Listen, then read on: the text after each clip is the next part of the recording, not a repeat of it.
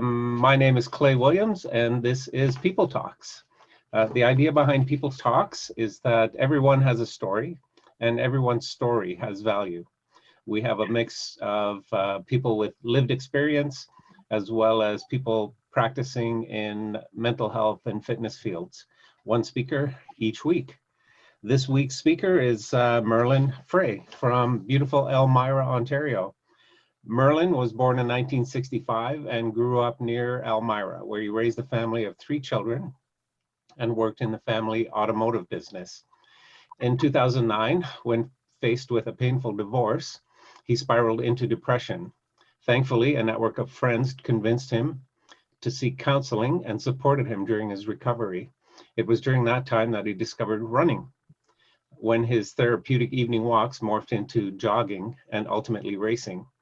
Once being introduced to the running community in 2013, he fell headlong in love with running and now enjoys nothing more than offering support and encouragement to those around him. Merlin, welcome to People Talks. Hey, hi. I'm so glad you're able to join the let's say show. Can you call it a show? Because it's kind of a podcast thing, right?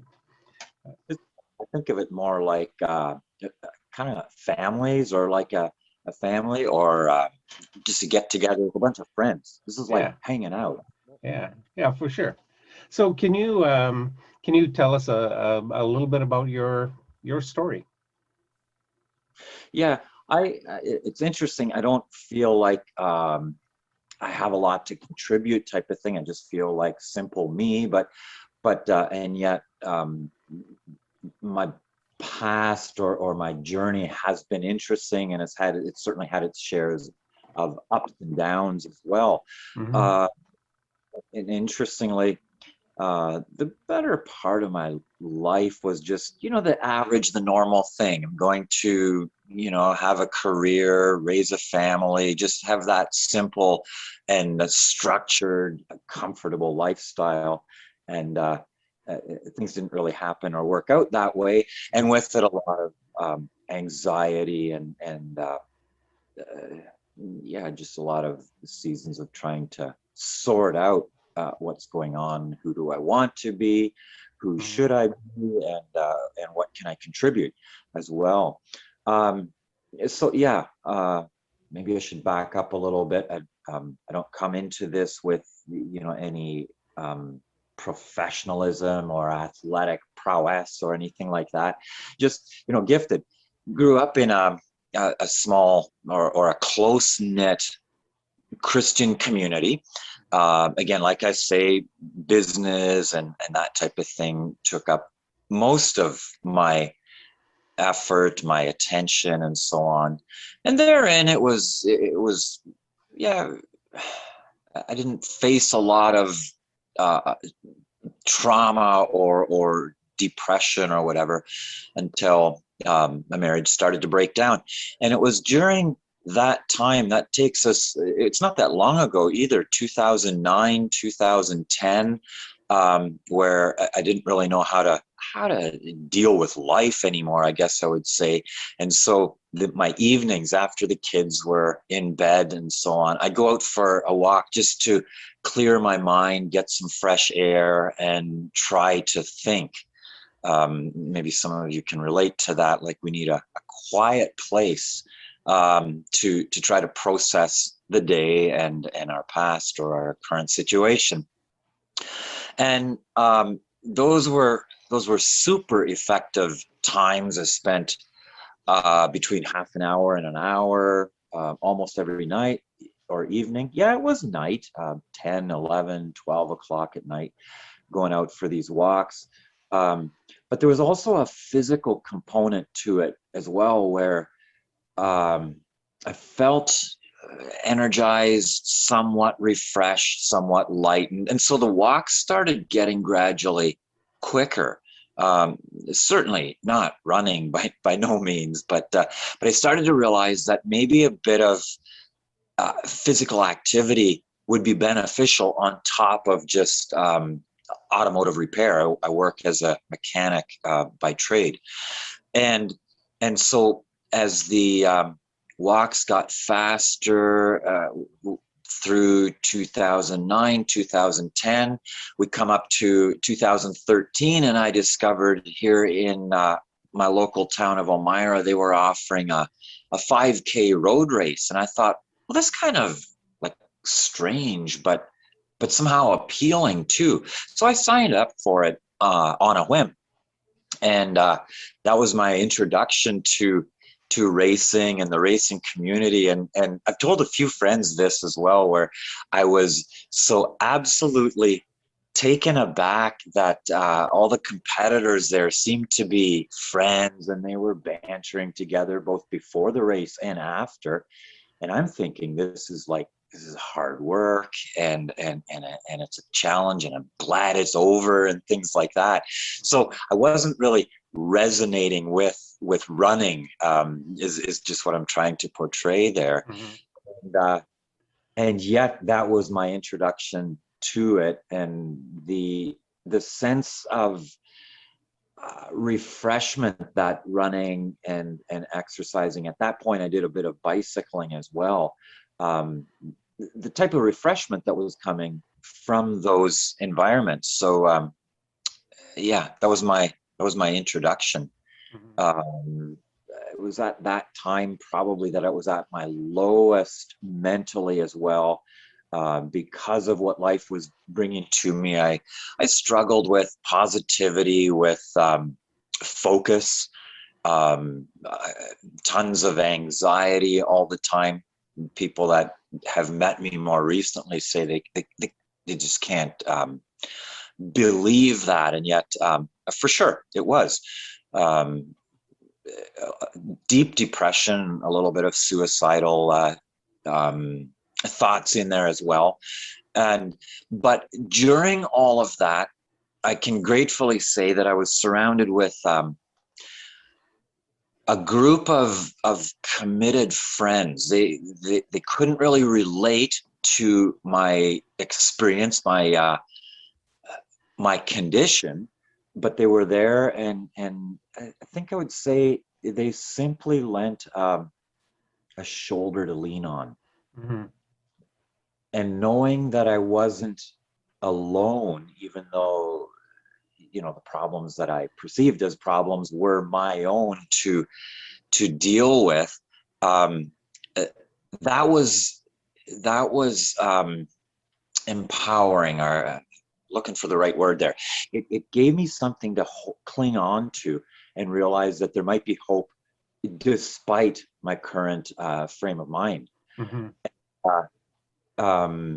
During that time, was attending a Christian church, was part of a Christian community. I like that. And I'd like to just inject that even though Jesus Christ is really important to me back then and still is, that is not a free ticket to avoid mental pressure, to avoid anxiety, to avoid depression, and all of the mental conditions that we face. Those come to us because of life and how we process or relate to life. And nobody is immune to facing mood disorders and mental health conditions as well.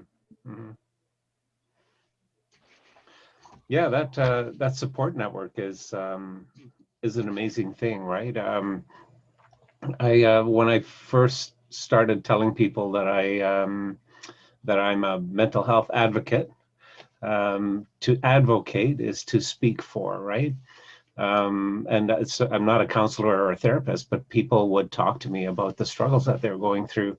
And at first I was pretty horrified that I couldn't do anything. I'm not trained to help anyone, but all I really needed to do to help was to listen, to be there, and not judge, and not get angry, and yeah, the things that your support network was doing for you, right? Yeah, there's a lot of power in that community, and for sure. I mean, the one, like, as I'm facing this huge oppression, I I don't know what I can do, but neither does my friend who, doesn't like to see me struggling or suffering or going deeper into depression and isolation. They feel like, they have nothing to offer either. But a powerful thing is to recognize that we are not alone, and that is because of the support and experience that I faced. And yeah, I'd like to add, I met with a number of different counselors, some more effective than others. I'm grateful for that, from a more professional rather, or from a educated perspective. Some were, more valuable to me than others, but I'm grateful for that. But I realized then, as I continued to evolve, I like to use that word, we're all evolving on this journey of life. And I realized that, just being honest and open to whatever degree with other people might create that safe environment where they too can share that no, life isn't as rosy as we're trying to portray on Instagram, for example. And that if we're just allowed to talk and be understood, how sometimes that can be really, really beneficial. I mean, I realize that each person's experience is unique to themselves, and I don't want to violate that, but and I don't mean to imply that just talking about it will fix things either, but to know that we're not alone, and that we're welcome to talk, where there's somebody around who wants to know you, who wants to understand you, I trust can be reassuring. So I'd like to be that person, whether it be on the may I say, on the social level, or even somewhat at the competitive level too. I mean, like I'd said earlier, I've learned to enjoy running. I did fall in love with that community. I know you are deeply involved in running communities, but I look up to you because of the accomplishments that you have pulled off. I mean, organizing a running relay team that traverses, is it 700 kilometers? To me is deeply overwhelming. And I'm in awe of that. Like I say, I discovered a 5K running race, and I thought that was amazing. And my experience gradually evolved as well. I was introduced to 100-mile events, or 24-hour events, and those are astronomical. And but essentially what happened is I learned to fall in love with the people that make up those events. I don't even really enjoy running, and I'm not a competitive type of person, but I like the people that are there.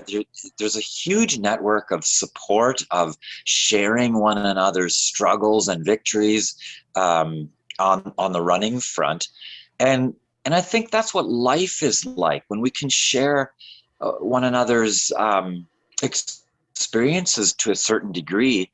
Again, there's a sense of pride or a sense of accomplishment in pulling those off, in doing those things.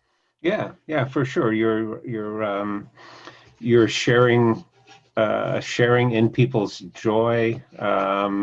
You're sharing in their burdens as well, and helping to carry their burdens a little bit, and consoling in the dark times. And yeah, there's a lot of value in community, right? It's the whole person sort of approach, as opposed to the glossy filters of Instagram, right? Absolutely, yes. Yeah. Something you mentioned was when you were early on, when you were starting to struggle, you would go for a walk and find a quiet place. And I think that's kind of an ongoing theme, that in those times when when what's going on in our brain is just so much noise. We need to get a place where all of the external noise is going away, and there's just the internal noise that maybe there's not so much total noise we can get away from, and calm things down, right? Get away from all the external stimulation, the radio on, the TV on, or the stuff going on, right? Get to a quiet place. There's significance in that, right? I think there can be. Again, I'd like to point out how each of us are unique or individual. Now, people who know me would probably confirm that, yeah, I'm a bit of an extrovert, and to a large degree I always have been. But during that season, those few years of anxiety and depression, few years, it was more like 6 years or so that I would say I was deeply immersed in that environment. But I did not. I don't think I was very outgoing. I wasn't very engaging at that time on a social level. Mm-hmm. So yeah, those quiet times are valuable. It can be daunting at first. It can be almost frightening to take away some of the commotion around us. But I would suggest, and in fact even urge, that it might be valuable to just slow down the engagements in our life for half an hour at a time and see how that goes.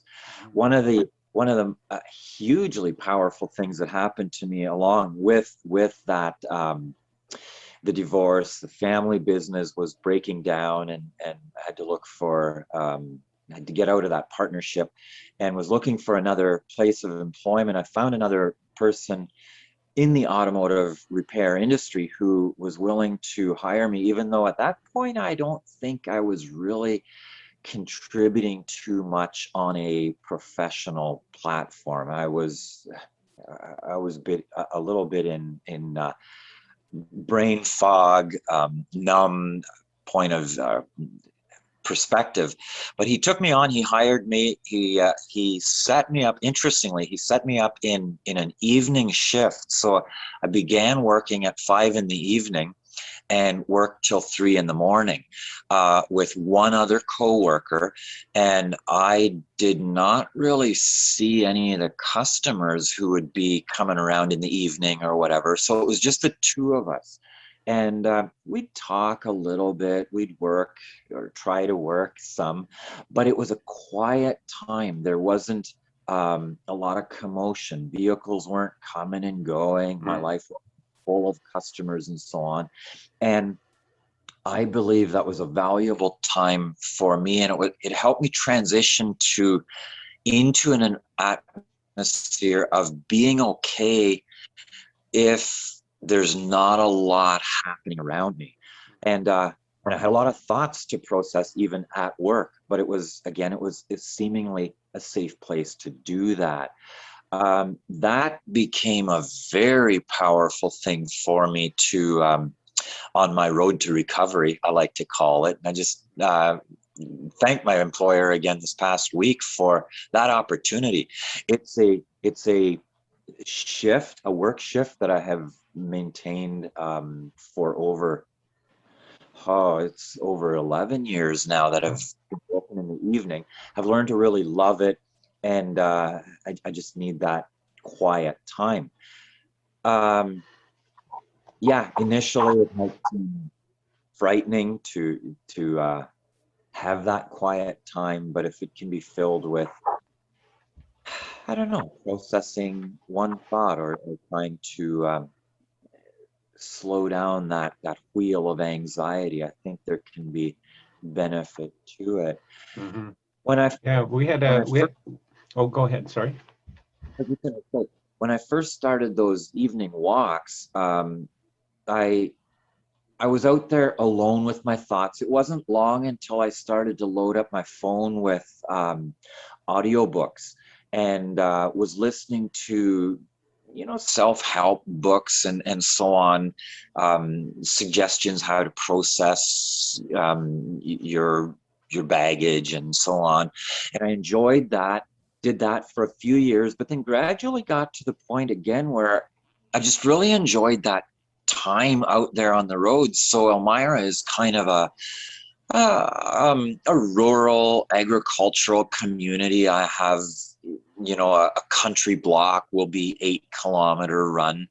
So you have a lot of time out there to do one block and have time to think about a few things. But I started to, by the time we got into 2014, 2015, even 16, it's like, I don't want to be busy listening to audio messages and podcasts and so on. I want to be connected to nature. And so I no longer was listening to music or books or anything out there. I just simply ran and enjoyed that quiet time too, to connect with this earth and the beauty that it offers. That was something that I had not really noticed before. Life was too busy to notice that, this time of year here in the springtime is turning green and so on. So it was beneficial to slow down and notice what's happening around me, both in sounds and visually as well. Yeah, we're in a very complex place. This whole creation that's around us, right? It's we don't often enough stop and smell the roses, as they say, or stop and watch the milkweed and see if you can see a monarch or something, right? Yeah, whether there are monarchs feasting or not. Unfortunately, in my community, it doesn't seem like there's a lot of that. And again, it's something you've brought attention to, that as we influence or control our world around us, it affects the entire ecosystem. And I've certainly noticed that where there isn't a lot of springtime foliage or autumn time feeding ground for monarchs either. So one of the things I was going to ask you, so I'll ask you now, is how long, or what was the time frame, or describe the time between when you knew you were having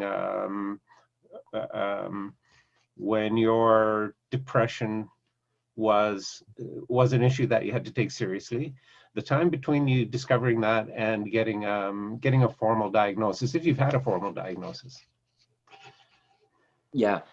So it all came on fairly rapidly in the end of 2008. During the winter, was faced with the realization that my marriage is shambles, and in male tradition, I was kind of naive to that early on. I was so busy living the life. So I spiraled. Within months, I spiraled down to suicidal thoughts, for example, because I realized I was trying to believe an untruth. What I was trying to portray my life as isn't really what was happening. And so when I recognized that my bluff was being called, I had nowhere to turn. So I turned to depression, and it went rapidly. And I wasn't actually professionally diagnosed with depression. What happened is my church and my church leadership was aware of my situation. I was transparent with them because I looked to my church community for a lot of support, help, and direction. Unfortunately, that's not everyone's experience, and I'm sorry to hear that, but they were there and were willing to offer help. So they were able to arrange me seeing a variety of counsel opportunities. I did see my doctor about it, but it wasn't really labeled as depression or with any mental label per se. But that didn't change the fact that I knew that things weren't, I was not processing things in a what we call an average or a normal way. And I hesitate to use those terms because that often makes us feel like we either like we fit in or we don't fit in. I don't think people should think of life in that fashion. Yeah, Absolutely. yeah. Yeah, what is normal and what's the value of normal, right? That is no, there's no such thing. And I mean, from a scientific or a medical perspective, we might tend towards that direction, but I think everybody is is unique in a very valuable and special way. And I'd like to draw attention to that whenever I can. So again, just coming back to my own situation. So by the time, I would say by late spring, so less than half a year, I was into a couple of different counseling platforms, some more effective than others, but I was grateful for all of them. And the interesting thing, not interesting, I guess, but rather the way I looked at it was, if my life had become such a great shambles, um, whether I'm responsible for that shambles or not is, I am entitled to be in charge of my own life. And so I can work at changing my perspective of what is happening to me. And I was able to learn or pick up certain infos from each of these professionals then that I could implement in my own situation or my own perspective. For example, I think is her name Louise Hayes. She was a popular author and self-help director, more popular in the 80s, 90s maybe. But she said, you know, for example, the only time we is when we try to believe an untruth, for example. And I valued that and tried to figure out, you know, where are these untruths in my own life? What am I trying to portray or have gripped onto that is a falsehood, and is causing me anxiety or confusion and ultimately mental pain. Mm-hmm. Mm-hmm. But it's been an interesting journey, and as I learned, as I was offered new tools, some again worked more effectively than others to cope with my anxiety and so on. It has absolutely been a journey, and one that, even though it went to what I say is the depths of depression and blackness, I don't think I would have changed it for the world. Where I am now, I am grateful for, and I wish a similar result for everyone else as well who is struggling. Unfortunately, that is not the case. Some of us find it overwhelming beyond being able to even cope with it anymore and choose to end it and so on. But and I'm saddened by that, and I realize that is a reality. I just wish that each one of us could find that hope to make it to the end of today and then try again. Yeah, yeah, yeah, and that's it's one of the reasons why I wanted to start this speaker series is hopefully in each of the speakers, someone will find some common ground, and maybe somewhere along there, pick up a little tool, one little tool that they can put in their toolbox, right? As you said, and as most of our speakers have said, everyone is different. I was just thinking about facial recognition. There's no average face. If there's a police lineup, you can recognize one face from another. You can tell one face from another. That's the same with the person's psyche, personality, however you want to call their mental makeup. Each one of them is different. So there's not a normal in there, right? But I think if we can just the normal people that have so far, like you have so far, you're 100% successful in your daily struggle to make it to the next day. So of those people that are 100% successful, and maybe some of them can share a tool that someone else will find useful. That would be awesome. That would be awesome, for sure. Right. Yeah. So meds. I got to ask you about meds. Have you ever been prescribed meds? And if you don't want to talk about it, that's fine too. No, well, actually, so interestingly, that was what took me to my family doctor, because I really didn't know where to go for relief at that point. Again, it was when I was at my darkest time, my deepest time, and I thought, like, this has to change. I can't cope with this very long.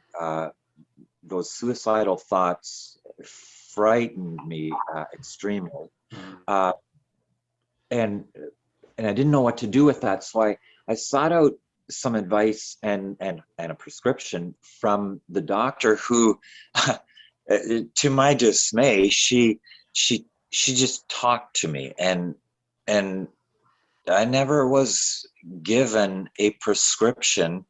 To my surprise, she talked to me again, offered to connect me with a network of support, whom I could continue talking, and thankfully in my case that was successful.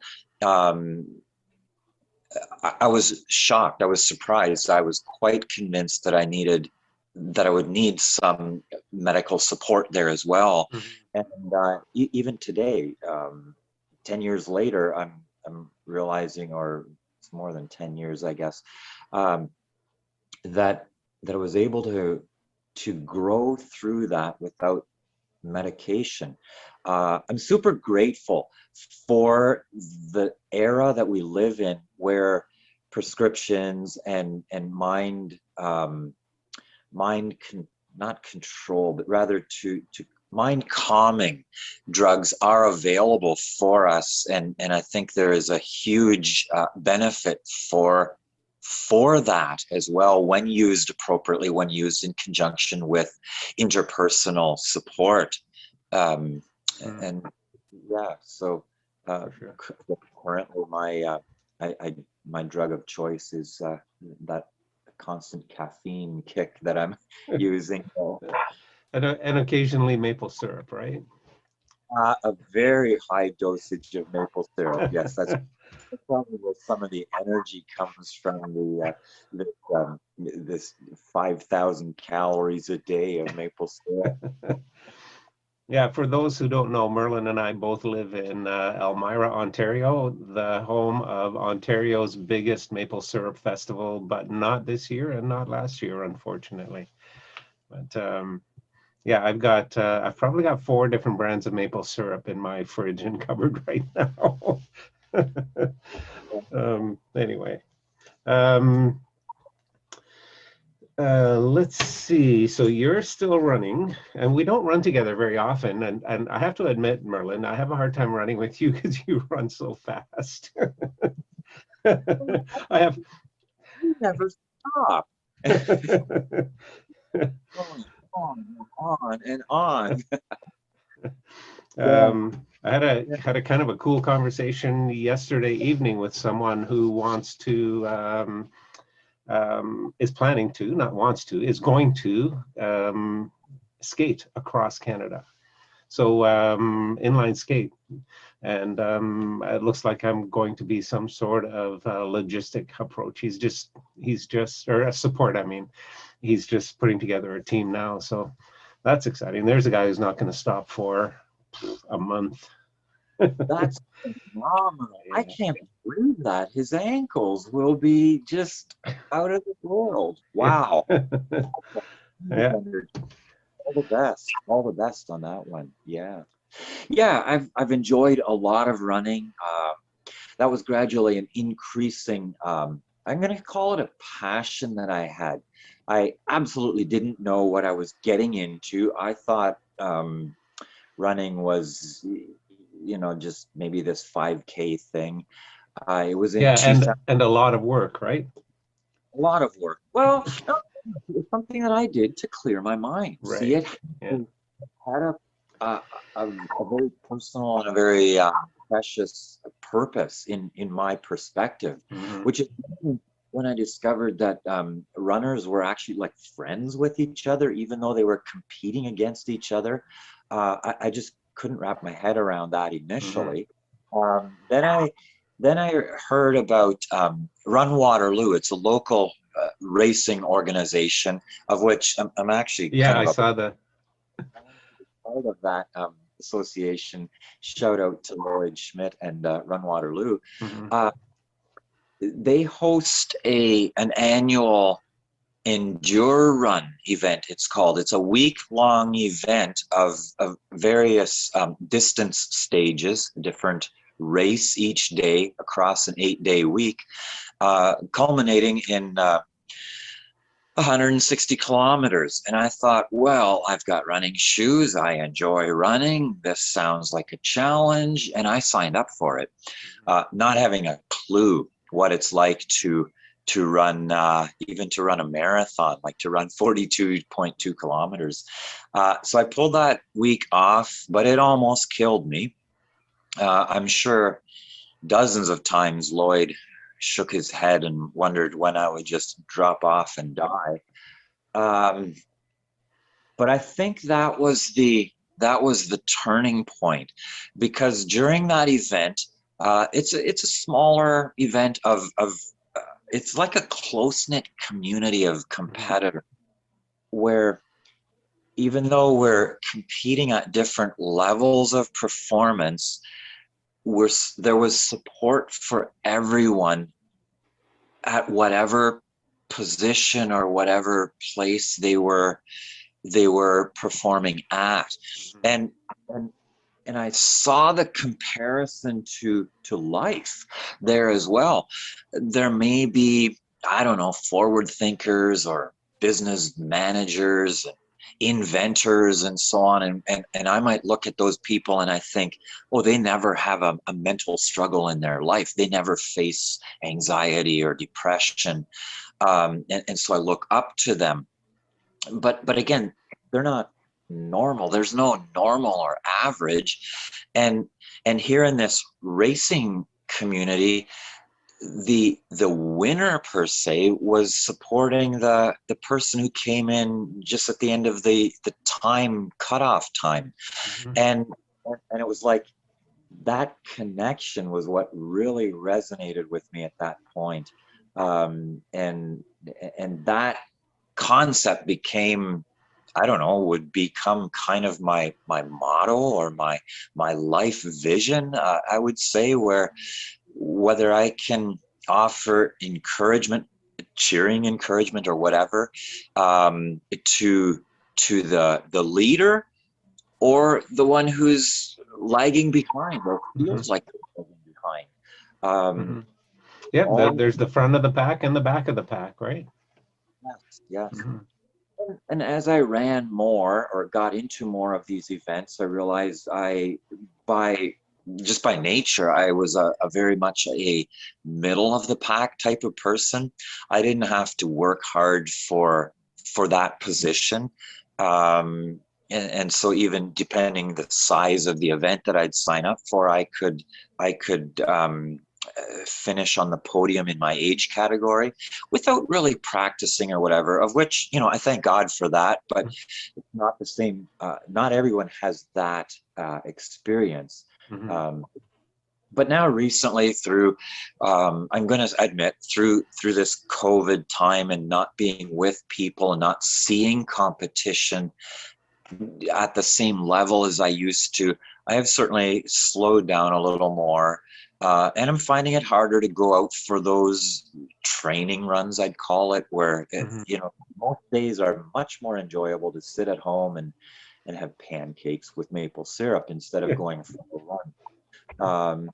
So again, I think there's an element of of anxiety struggle that I'm dealing with on a daily basis now, and the running isn't about how well can I perform. It's more so about, can I find that refreshed mentality again through my run. I'm trying to enjoy that in the past year now. Yeah. Yeah. If you can run a comfortable distance that's at a comfortable pace where you don't have to, you're not constantly focused on maintaining a pace and staying just under your aerobic limit or whatever. Run at a comfortable pace on your comfortable country loop around your neighborhood. You can think of all the stuff in little short bursts and unload all the stress, right? Not all the stress, but unload a ton of stress. Just think a lot of things through, and a lot of things that can, during the daytime or during a regular shift or whatever, just kind of build up because you're not able to come to a conclusion on something or come to a decision point. You've got an extra few minutes when you're out for a run with no other disturbances, and you can think through, okay, this is what I'm going to do on that one. I file that away. This is what I'm going to do on this one. I file that away. And that's the way it works for me anyway. It's and I do math, and math just relaxes me. Some of us are not quite that mathematical. I'd rather chat than have to think analytically. But interestingly enough, but yes, I do maintain that time of and maybe solitude, it doesn't suit everyone as well as it does for myself, but I do enjoy a time with a little less noise around me. And I'm thinking, if I can process or file away one problem, one thought, even if it is as simple as, what should I cook for dinner tonight? That can become overwhelming. And if I can reconcile that thought and find one thing to be thankful for, which might be, I laced up my shoes to the right tension today. They're not biting my foot. And I'm glad for that. It doesn't have to be a big celebration, but find one thing to be thankful for. I call that a success. It doesn't have to be about, a dozen astronomical accomplishments, because that can feel overwhelming. It's about finding one solution and one thing to celebrate. Right. And I think that's victory. And that type of perspective, that outlook, has done me well over the years to try to keep me grounded or get me grounded again. I mean, currently for the last half year, I've been struggling again with most winter, not because of winter, but rather during winter. It was harder to find that thing to bounce out of bed and be excited about, and life was just exhausting or wearying. So process one thing and celebrate one thing. Yeah, nice. That's awesome. I'm just thinking about winter morning runs, and I work office hours, but I get up really early in the morning, and I do my runs in the morning.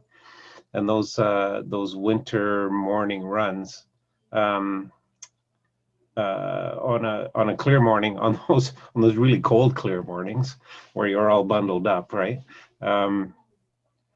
I've moved around quite a bit. So I grew up in northern Manitoba, southern Manitoba, Saskatchewan, northern Ontario. Southern Ontario, moved to Germany for a little while, South Carolina for a little while. But I remember in high school when I was up in Thunder Bay, for some reason, we had this coffee. I remember now. We had this coffee table book, the Atlas guys. It was a big green Reader's Digest coffee table book, and it had maps of the world, but it also had constellations. And I remember seeing Orion. And when I was in high school, I remember the first time seeing Orion down on the southern horizon, well above the horizon, but really clearly, that's Orion. I could see the 3 stars in the belt. So that was northwestern Ontario. And then we moved to southern Ontario, and I would go out early in the morning or late at night, and I could see Orion. And Germany, I could see Orion. In South Carolina, I could see Orion. So when I go out for a run, if I can see Orion and on a clear winter morning above the horizon, it's like this. It's like a reassurance. I'm meant to be here, right? It's like there's Orion. There's my old buddy. He's going to be there forever, and I'm glad that I can see him there. Yeah, that's interesting. I've taken to enjoy. When was it? There was a couple of years where I was running after work, simply to again process the shift of work and get that out of my mind. So that was 3, 4 in the morning type of thing, where I'd go up to an hour during that time in my life, and I quite enjoyed it was definitely fresh. Summer running at 4 in the morning is actually pretty awesome. It's not 90% humidity at 5,000 degrees Celsius either. Time. And I kind of enjoyed that, but there were times where I didn't enjoy noticing the stars. But yeah, unfortunately, I don't recognize anything. For me, if I can pick out the Big Dipper. Yeah. Well, next time if we're out at night, hey, if you're coming to help out in October at 3 days in the park, if Orion's out, I'll point it out to you. It's easy to recognize. More about that. You say that it's a 3-day event in October, isn't it? What is it called? What is that 3 days. called? 3 days in the park. Yes, 3 days in the park. Yes. Yeah. I can't keep up with that, but like I would love to contribute by volunteering. Yeah. Do you know where the Sandy Hills Conservation Area or regional forest?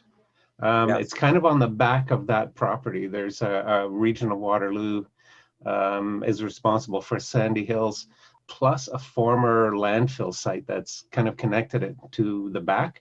That's where the race headquarters is going to be. So kind of out in the middle of nowhere. It's going to be nice and quiet and no street lighting or anything. It's going to be fun. Right. Yeah. I was just going to say, I was going to ask if it is on that ancient landfill site. Remember that from, so I grew up in this area. I've spent all 55 years within this 5-kilometer radius, and I knew that as a landfill, and it's not very obvious anymore. I don't think I think it quit operating in the mid 70s, I believe. Okay. Yeah, it's all grown over now. There's a few trees, but it's mostly wild grass, and it's fenced off. But there's a footpath that goes around. So we're gonna do a 1-mile loop that goes down into the Sandy Hills Regional Forest and then back up. Yeah, should be fun. No, that'll be a good time for the life carrying on. Wow. Yeah. No, that's good. Well, I think we covered just about everything that we're going to cover, unless you've got anything to close with. Yeah, I feel like in my head. I feel like I'm just repeating myself over and over again here. I don't want it to be redundant, but yeah. No, I was